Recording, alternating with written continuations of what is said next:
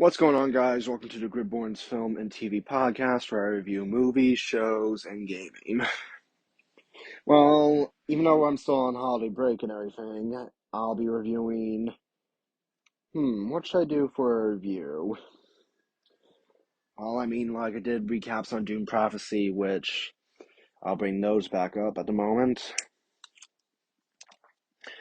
And anyway, for today's episode, I am going to do a segment called, well, it's in beta mode actually, Razzie Honorees.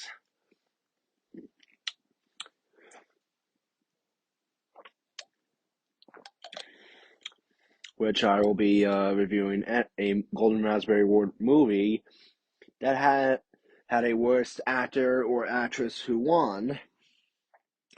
And in today's episode, I have two actors and actresses that won, which are Megan Fox and Sylvester Stallone in Expendables.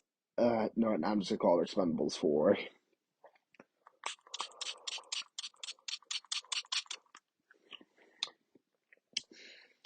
With my review of this movie, I get the first one was good, the second one was mid. Third one, I would say, what should I say? Fucking awful. But fourth one, oh god, I puked. Like, absolute puke on that movie. Like, to be honest, comments about the whole movie. The whole movie's, like, made from AI, I guess, even though the budget was 100 million. And, like, the blood, like, the violence is, like, what do you call it? Video game graphics from, like, a mobile or a PS2 video game. And also, the worst thing about it is, like, the writing, dialogue, and even the story. Even though a friend of mine has a crush on Megan Fox, and I'm just gonna expose her to him. So we'll see how this episode goes. So here I present Expendables 4, which was released on September 22nd of last year.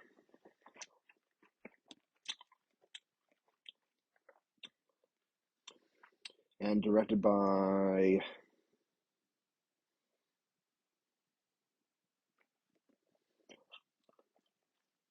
Scott Waugh.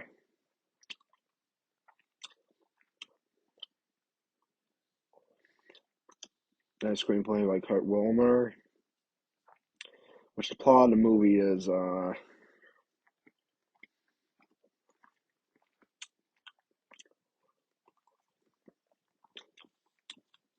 well, I think the Expendables had to, like, stop a nuke or something. Which, I mean, the movie did receive negative reviews from critics due to, well, Stallone's limited screen time, direction, and some of the new characters and VFX. Okay, so we begin where the Expendables are sent to Libya to prevent a mercenary, nosferatu Armand, from stealing nuclear warheads from a mysterious terrorist named Ocelot.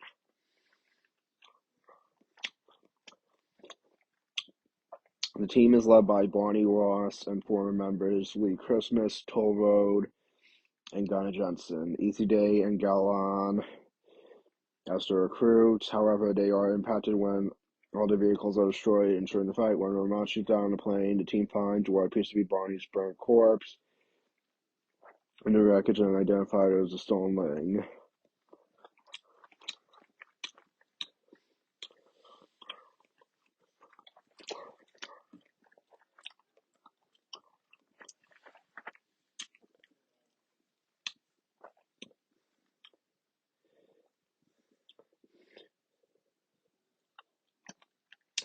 I mean, to be honest, the plot of the movie, like, shows up with Megan Fox's character, the worst actress,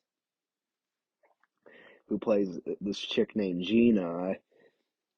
Well, it's, like, a bit whiny, yeah. And then, like, we have a scene about, what was it?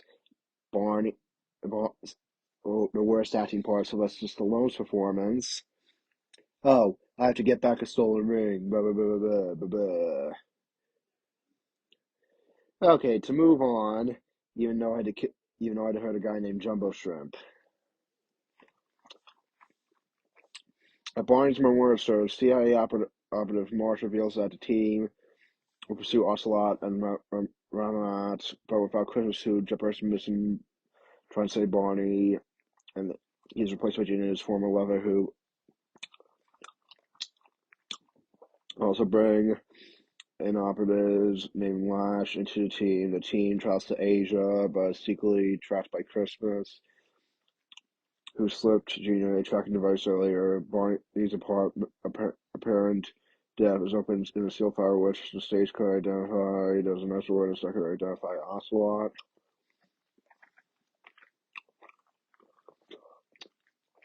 Moving forward, Ocelot plans to revoke World War III by letting nuclear warheads explode Russian Far East, transporting them on a ship disguised as an American aircraft carrier. As the expendables and Marsh board the ship, the ambush taking Russian Marsh is taken away to negotiate a prisoner exchange for the eyewitness. I mean, Andy Garcia, how he did well in this movie, even though he got nominated for a razzie. Solid, I guess.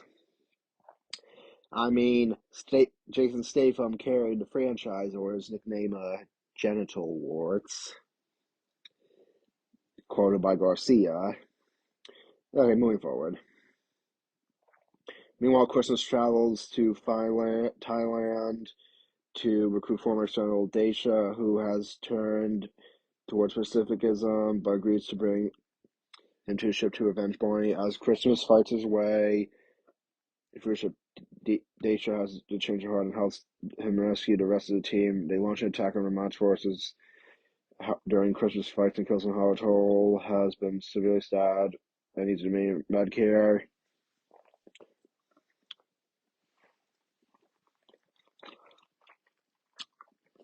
During prisoner exchange, Marsh kills the eyewitness, played by I don't know, I guess uncredited.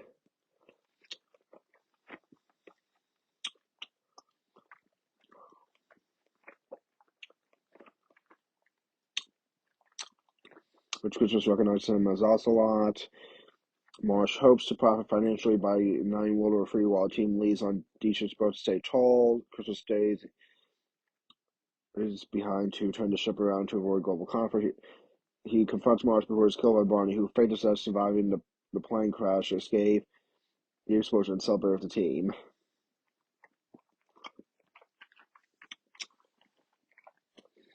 Well, my review of the entire Expendables franchise. It had a good start, but pretty much stupid. I mean, video game graphics, yada yada yada.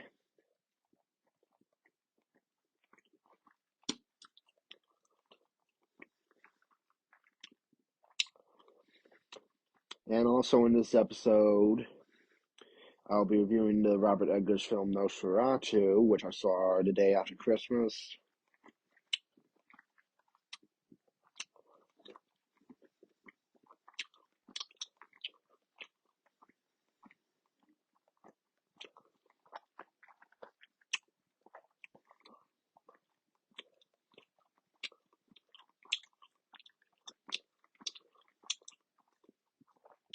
Which was released on December 25th of this year, with a budget of $50 million, and now got to $4.43 million in the box office.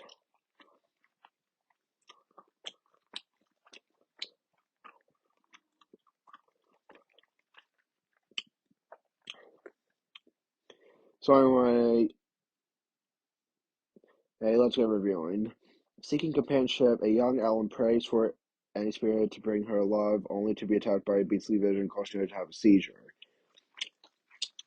In the winter of 1838, an adult Ellen lives in the out of Wisburg, Germany, with husband Thomas Hutter and a state agent hoping to gain financial security. Thomas accepts a commission from his employer Hannah to sell silver screw a desperate stately home in Winsburg to an eccentric Count Orlock, known to Thomas Knock, arrange a political pact with Orlock. Ellen becomes fearful and asks Thomas to remain her, confessing that before their wedding she dreamed of that she married a death himself, with only corpses in attendance, and enjoyed it. He dismisses his fears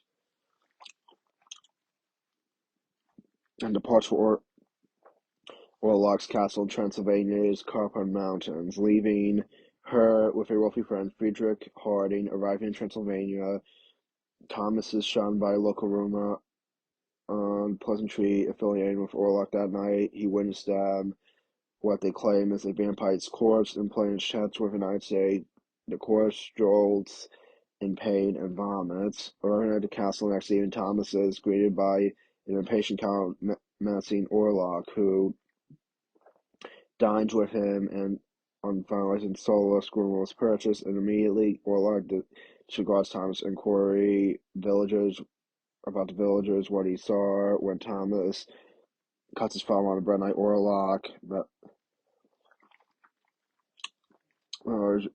him and drinks his blood, revealing himself to be a vampire.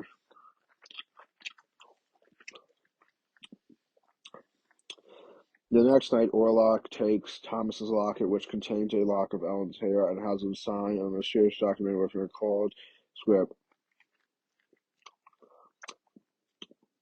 Thomas demands to go home as he's plagued by nightmares, but Orlock demands he stays until no longer ill.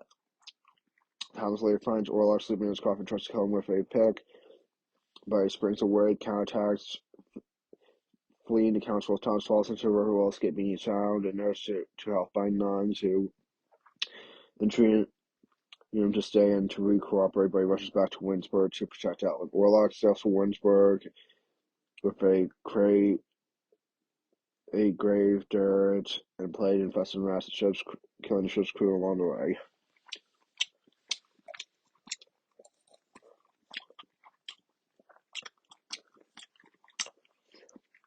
Meanwhile, Ellen is attacked by bouts of sleepwalking and seizures, which William Sears, her doctor, struggles to treat. As the episodes worsens, Hivers returns to his mentor, Albert von Franz, a brilliant scientist in Switzerland, for his occurred beliefs. Von Franz occurs that Ellen is under the spell of the nosferatu, a demonic plague vampire.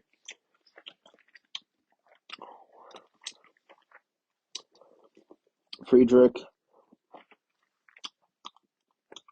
is skeptical, believing her absent, and has anxiety from Thomas's absence. Knock is traumatized after a gleeful rampage, and both he and Ellen prophecy Orlock's impending arrival. Severs and violent plans.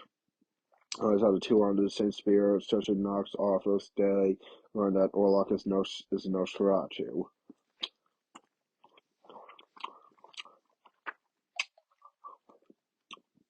Thomas returns to Winsburg as Orlock's arrival brings the plague. Knock escapes from custody, killing a porter, and escorts Orlock to Grunwald, while Orlock appears to be to Ellen in a dream, taunting her. He tricked Thompson to sign divorce papers. Orlock warns that she must approve the divorce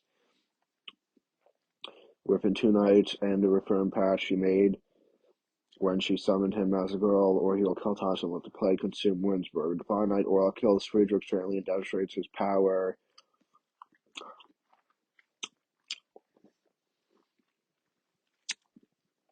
A grief-maddened Frederick then dies of the plague while committing necrophilia with his wife's corpse.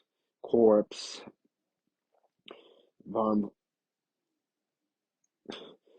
Von Franz plans to an expedition with Thomas and Sivers to Shortwalks' house or resting place, but his cold research for E-Fields and nosferatu can only be destroyed by a family and willing sacrifice. Owen agrees to plan and summons Orla to a chamber.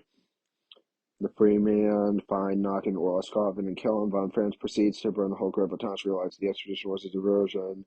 In respect to save Ellen, she allows the Count to feast on her blood and has sex with her until sunrise, blah, blah, blah. Ellen and Orlok die, and her sacrifice was not in vain. And I would say for Nosferatu, it was an amazing film, to be honest. And even better than Craven the Hunter. So thank you guys for listening to this episode. Please subscribe to my podcast. And my friend, if you're watching this, Megan Fox is a terrible actress. Good night.